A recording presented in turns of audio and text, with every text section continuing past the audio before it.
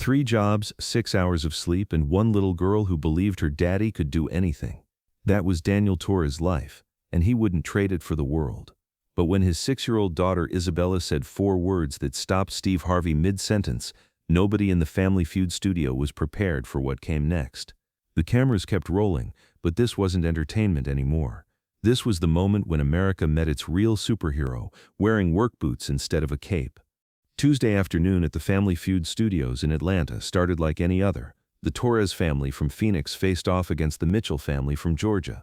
Daniel Torres, 28, stood at the family podium wearing his only good shirt, a crisp white button-down he'd bought specifically for this occasion. His work-calloused hands gripped the podium nervously, but his eyes never left the small figure beside him. Isabella Torres, 6 years old with pigtails secured by bright pink hair ties, bounced on her toes with excitement that seemed to radiate throughout the studio. She wore a yellow sundress that her tia Maria had sewn by hand, and she carried herself with the confidence that only comes from being unconditionally loved. Completing the Torres family were Maria Torres, 32, Daniel's younger sister who worked as a nurse's aide and had taken vacation days to be here, and Carmen Torres, 54, their mother who cleaned offices downtown and spoke limited English, but whose smile needed no translation. What the studio audience didn't know was the story behind their journey to this stage. Daniel had been raising Isabella alone since she was 18 months old, when her mother decided that motherhood wasn't part of her life plan and simply never came home one day. No explanation, no goodbye, just an empty closet and a confused toddler calling for mama. At 22, Daniel had been working construction and living paycheck to paycheck. Suddenly finding himself a single father changed everything. He took on additional work, anything that would pay, to make sure Isabella never wanted for anything. His days began at 5 a.m. washing dishes at Miguel's restaurant, continued with afternoon shifts cleaning office buildings, and ended with overnight security work at a warehouse. He caught sleep in 3-hour increments between jobs, always making sure he was home for Isabella's breakfast and bedtime story. The morning routine had become sacred between them. Daniel would wake Isabella with gentle whispers and silly voices, making her giggle before her feet even hit the floor. They'd share breakfast together, usually cereal or toast, but Daniel always made it special with funny faces drawn in jelly or arranging her fruit into smiley faces. Isabella would chatter about her dreams while Daniel packed her lunch, his eyes heavy with exhaustion but his attention completely focused on her words. The hardest part wasn't the physical exhaustion. It was the guilt that crept in during quiet moments. When other kids talked about family vacations Daniel couldn't afford, when Isabella asked why they couldn't go to Disneyland like her classmates, when parent-teacher conferences reminded him that other children had 2 parents sharing the load. But Isabella never seemed to notice what was missing. To her, having Daniel was having everything. The nights were the most challenging. After his security shift ended at 6 a.m., Daniel would rush home to get Isabella ready for school. Maria would take over, dropping Isabella off and picking her up, while Daniel collapsed into 3 hours of precious sleep.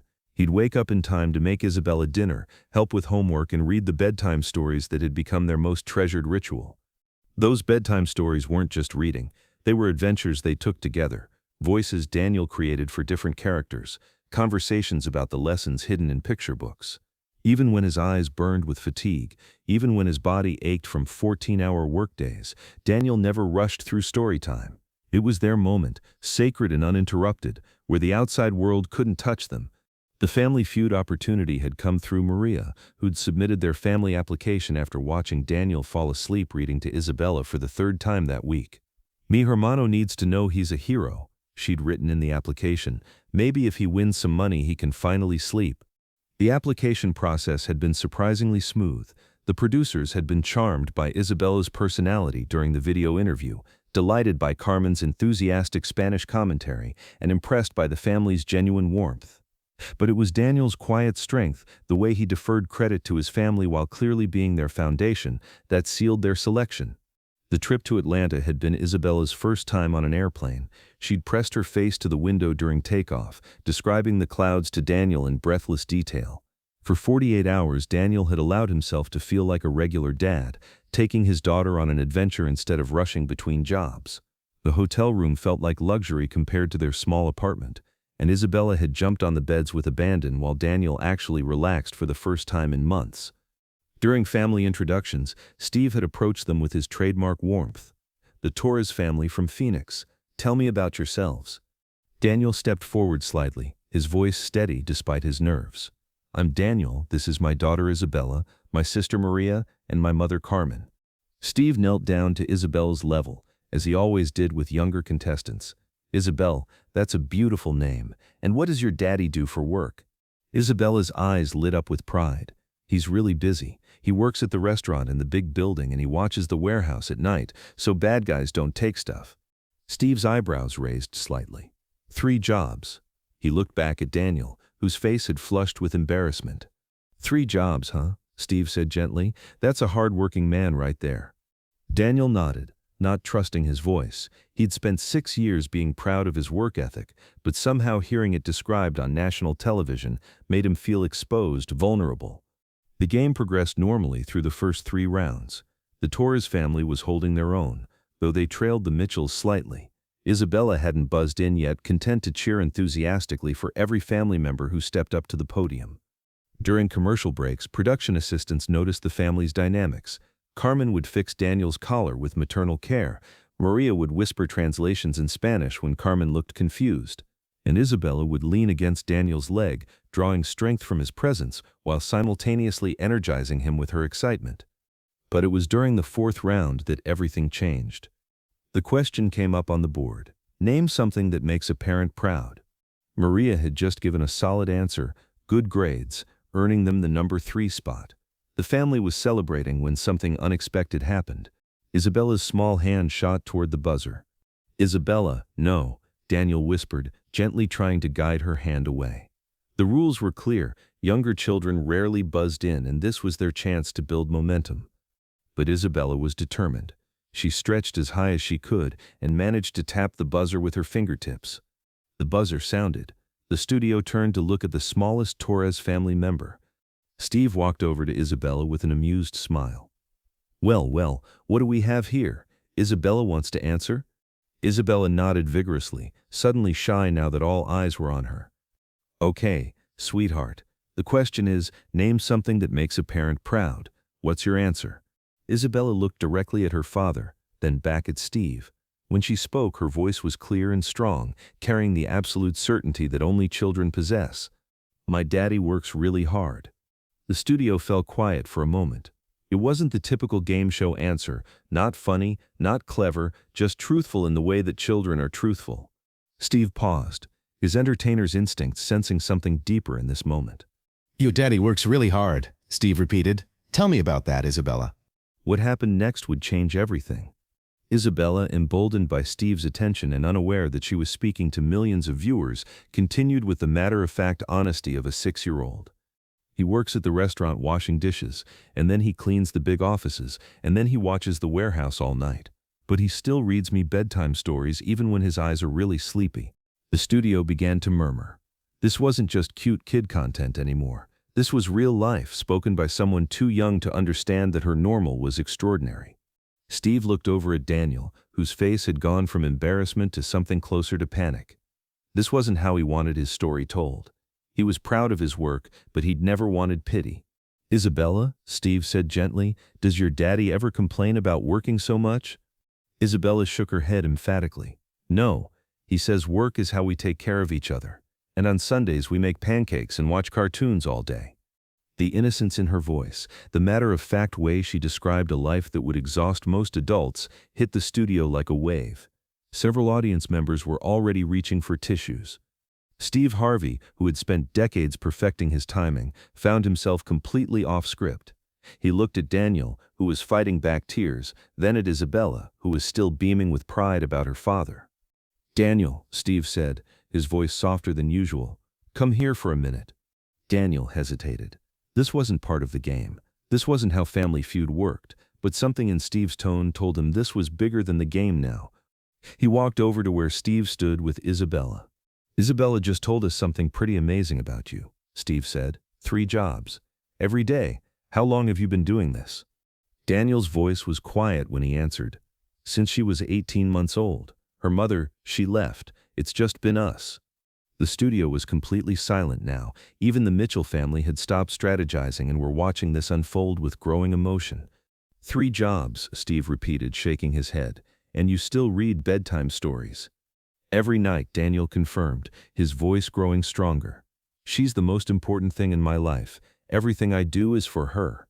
Isabella, sensing that this was an important moment even if she didn't understand why, reached up and took her father's hand.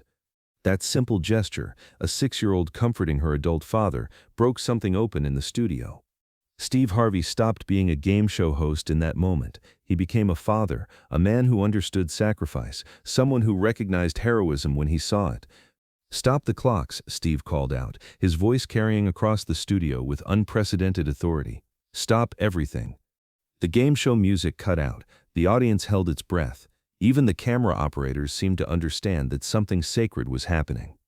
Steve walked to the center of the stage, positioning himself so he could address the entire studio. "Ladies and gentlemen," Steve began, his voice carrying a weight that transformed the atmosphere. "We talk a lot about heroes in this world. We put people on magazine covers, we give out awards, we celebrate folks who entertain us or play sports or make movies." He gestured toward Daniel and Isabella. "But I want you to look at a real hero, a man who works 3 jobs every single day to make sure his little girl has everything she needs. A man who comes home exhausted and still reads bedtime stories. A man who never complains, never asks for help, never expects recognition." The audience began to respond, but Steve wasn't finished. "Daniel Torres," Steve said, turning to face him directly. "You are what heroism looks like in real life. Not flashy, not famous, just showing up every single day for the person who needs you most." Daniel was crying now, tears he'd been holding back for 6 years, finally finding their release. Steve reached into his jacket pocket and pulled out his personal business card. But this time, he did something different. He knelt down next to Isabella. "Isabella," he said, "I want you to give this to your daddy. This has my personal phone number on it. And I want you to know something. Your daddy isn't just working hard, he's being the best father in the world." Isabella took the card seriously, studying it like it was the most important document she'd ever held. But Steve wasn't done. He stood and faced the audience again. "This family came here to play a game and maybe win some money. But they've given us something much more valuable. They've reminded us what real love looks like." He began removing his suit jacket, the gesture that had become his signature in moments like these. "Daniel," Steve said, draping the jacket around the young father's shoulders, "you wear this. Because today, everyone in this studio and everyone watching at home is going to understand that the real winners in life aren't the ones with the most money or the biggest houses. They're the ones who show up, who sacrifice, who love without condition." The studio erupted in applause, but it wasn't typical game show cheering. It was the sound of recognition, of people seeing their own struggles and sacrifices reflected in Daniel's story. But the most powerful moment was yet to come. Steve gestured for both families to come to center stage. The Mitchells left their podium without hesitation, gathering around the Torres family in a circle of support. "You know what?" Steve announced, his voice building to something that felt more like a sermon than entertainment. "Today there are no losers. Both families are taking home the grand prize, because both families just participated in something more important than any game." As confetti fell and music played, Steve knelt down next to Isabella one more time. "Isabella," he said, "what you said about your daddy working hard, that helped a lot of people understand something important, that the people who love us most are the ones who work the hardest, even when we can't see it." Isabella looked up at him with the wisdom that sometimes comes from children who've lived with love that requires sacrifice. "Is my daddy famous now?" she asked innocently. Steve smiled, but his answer was serious. "Your daddy has always been famous, sweetheart. Famous to the person who matters most, you." Behind the cameras, seasoned crew members who had worked on hundreds of episodes found themselves wiping away tears. This wasn't just good television. This was a reminder of why some work is sacred, why some love is heroic, why some people change the world one bedtime story at a time. As the taping concluded, something unprecedented happened. Members of the studio audience began approaching Daniel, not for autographs or selfies, but to share their own stories. Single mothers working multiple jobs, fathers who'd raised children alone, grandparents who'd stepped in when parents couldn't. Isabel's simple statement had opened a door to recognition for countless unsung heroes. One woman, tears streaming down her face, approached Daniel during the post-show meet and greet. "I worked 2 jobs to support my 3 kids, she said quietly. "Nobody ever told me I was a hero before today." Daniel hugged her, understanding in a way that only someone who'd lived that exhaustion could understand. An elderly man, probably in his 70s, shook Daniel's hand with trembling fingers. "I raised 4 children after my wife passed," he said, "worked nights at the plant for 23 years. Seeing you up there, hearing your little girl, it reminded me that it was worth it. Every sleepless night was worth it." The episode that aired 2 months later became the highest-rated Family Feud in the show's history. Not because of the game, but because of what happened when the game became secondary to something more important. The response was overwhelming. The show received over 200,000 messages from viewers sharing their own stories of sacrifice, of working multiple jobs, of parenting against impossible odds. Single-parent organizations reported increased support and donations. Employers began recognizing the dedication of workers who balanced multiple responsibilities. Local businesses in Phoenix began reaching out to Daniel, offering him better-paying positions with more regular hours. A trade school offered him a full scholarship to study electrical work. The community that had watched him struggle in silence suddenly saw him clearly, and they wanted to help lift him up.